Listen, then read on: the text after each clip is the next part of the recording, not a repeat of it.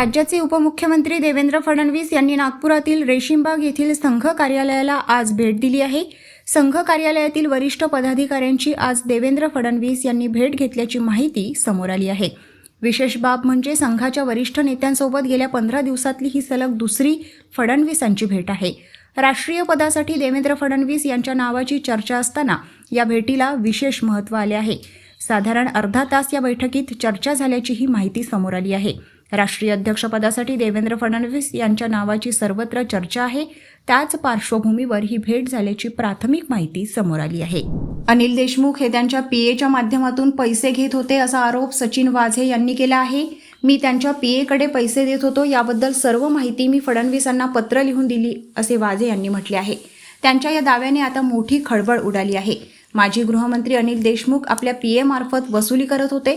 उद्धव ठाकरे यांचे निकटवर्ती आणि अनिल देशमुख यांचे साथीदार सचिन वाझे यांनी धक्कादायक माहिती दिली. नार्को टेस्ट करायला देखील मी तयार आहे या शब्दात त्यांनी वसुली आघाडीचा बुरखा फाडला आहे. संपूर्ण देश जेव्हा कोरोना महामारीसोबत लढत होता तेव्हा महाविकास आघाडी महाराष्ट्राच्या तिजोरीला पोखरण्यात व्यस्त होती.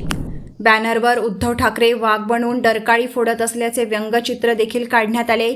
कल्याणमधील खडकपाडा चौक, दूधनाका, बैलबाजार, पारनाका परिसरात ठाकरे गटाकडून बॅनरबाजी केली आहे.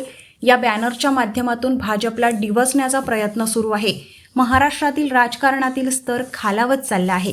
सत्ताधारी आणि विरोधक एकमेकांवर सर्व नियम आणि संकेत सोडून हल्ले करत आहेत.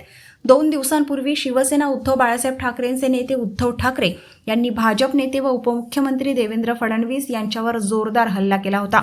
एक तर तू राहशील नाहीतर मी असे सरळ आव्हान मुंबईच्या रंगशारदा सभागृहात पक्षाच्या पदाधिकारी आणि कार्यकर्त्यांच्या बैठकीत दिले होते. त्यानंतर आता शिवसेना उद्धव बाळासाहेब ठाकरेंमधील कार्यकर्ते आक्रमक झाले आहेत. त्यांनी उद्धव ठाकरे यांच्या त्या वक्तव्याचा वापर करून बॅनरबाजी सुरू केली आहे. या बॅनरच्या माध्यमातून देवेंद्र फडणवीस यांना डिवचले जात आहे. कल्याण पश्चिमेत शिवसेना उद्धव बाळासाहेब ठाकरे गटाकडून ही बॅनरबाजी करण्यात आली आहे. 2 महिन्यानंतर ग्राहकांना मोठा दिलासा मिळाला. त्यांच्या नाश्त्यासह जेवणात टोमॅटो परत आला आहे. गेल्या 2 महिन्यांपासून टोमॅटोचा भाव वधारल्याने ग्राहकांनी खरेदी कमी केली होती. आता किमती अर्ध्यावर आल्या आहेत. 2 महिन्यांपासून टोमॅटोच्या भावाने 100 गाठली होती. तर उत्तर भारतात टोमॅटोचा आलेख गेल्या वर्षीप्रमाणे वाढत होता. पण केंद्र सरकारने वेळीच हस्तक्षेप केला तर राज्यात टोमॅटोचे उत्पादन वाढले, त्यांची आवक वाढली. मोठ्या प्रमाणात टोमॅटो बाजारात आल्याने मुंबईसह राज्यातील अनेक भागात टोमॅटोचा दर अर्ध्याहून खाली आला. पण इतर काही भागात भाज्या महागच असल्याचा ग्राहकांचा सूर आहे. DGBCF नितीन अग्रवाल 1989 बॅचचे केरळ केडरचे अधिकारी आहे, तर खुरानिया 1990 बॅचचे ओडिशा केडरचे अधिकारी आहेत. अग्रवाल यांनी मागील वर्षी जून महिन्यात सीमा सुरक्षा दलाचे प्रमुख म्हणून सूत्रे हाती घेतली होती. खुरानिया विशेष महानिदेशक म्हणून पाकिस्तान सीमेवर असलेल्या सैनिकांचे नेतृत्व करत होते.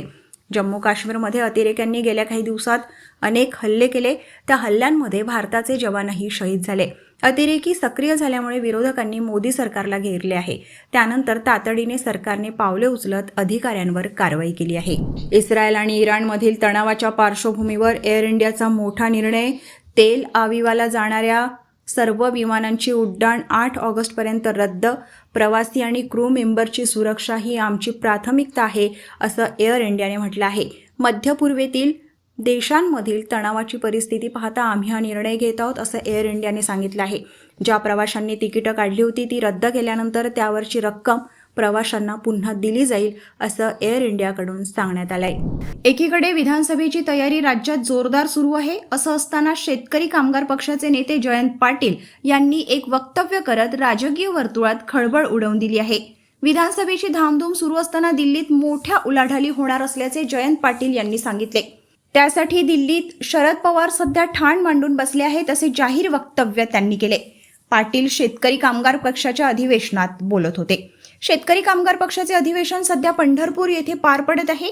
या अधिवेशनाला शरद पवार येणार होते. शिवाय ते मार्गदर्शनही करणार होते. पण त्यांना काही कारणास्तव यायला भेटले नाही.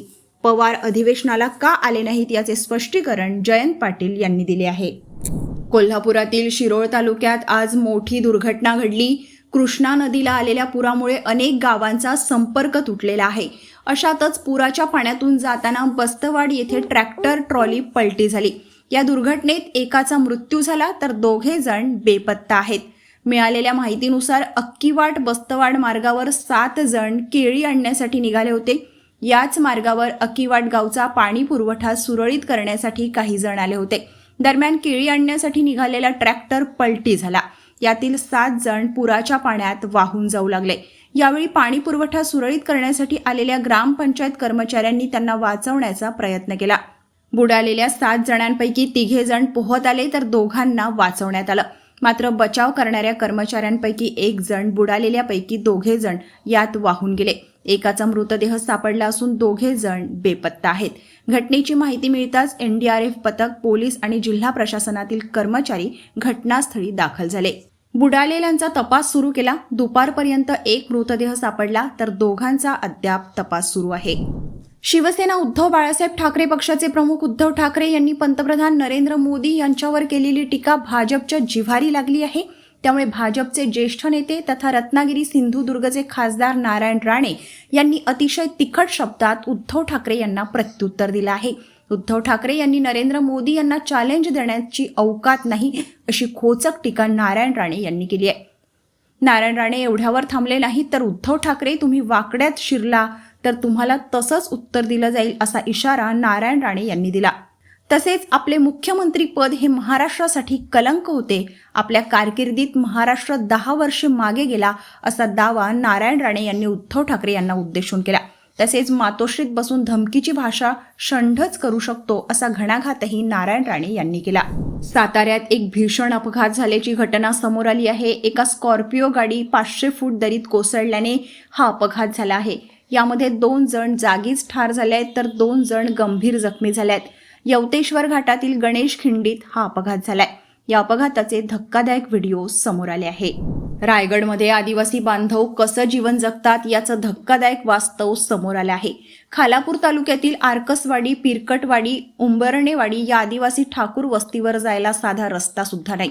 2 दिवसांपूर्वी पिरकटवाडीत एका महिलेचा मृत्यू झाला.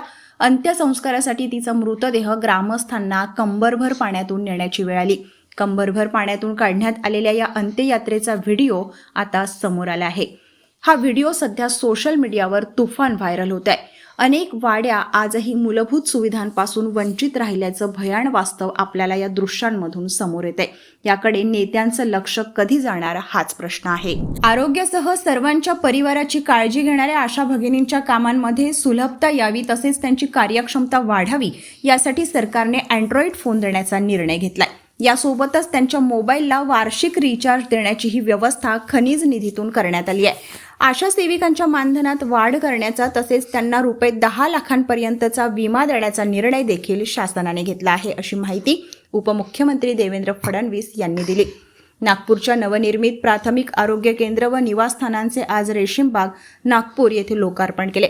यासोबतच घाटपेंढरी, तालुका पारशिवनी, भोरगड आणि झिलपा, तालुका काटोल अशा 3 प्राथमिक आरोग्य केंद्रांचेही उद्घाटन केले. तसेच जिल्हास्तरीय आशा सेविकांना मोबाईल वितरण व मुख्यमंत्री युवा कार्य प्रशिक्षण योजनेअंतर्गत नियुक्तीपत्र वाटप केले.